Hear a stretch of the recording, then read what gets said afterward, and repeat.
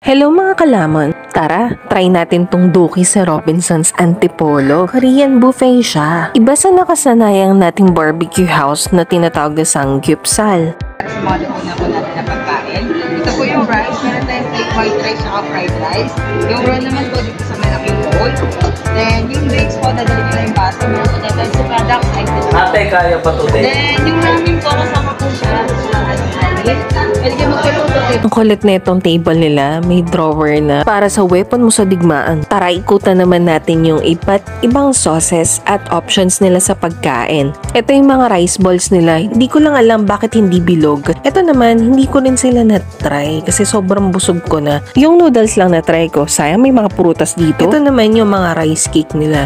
Dito ko nabusog agad kaya hindi ko na na-try yung ibang pagkain talaga. Yung meat nila, konti lang nakain namin kasi may litid eh. Pero okay lang, sinulit ko na lang yung mushroom, tahong at rice cake nila. Medyo olats nga lang tong pancake, hindi ko siya trip. Siguro kasi hindi naman namin na-try tong ibang sauces. Pero kasi dati may na-try akong pancake sa Coco, masarap yun eh. Ito naman yung iba't ibang chicken nila. Huwag kayo masyado mag-expect. Siguro hindi siya para dun sa taste buds ko, pero sabi ng partner ko, hindi rin niya trip eh. Medyo takot tingin ako dyan, kumuha ako madami. Yun pala, hindi ganun kasarap. Pero yun nga palang pinaka-soup base nila, masarap ha, kahit pa paano worth it naman. Tara, lamon!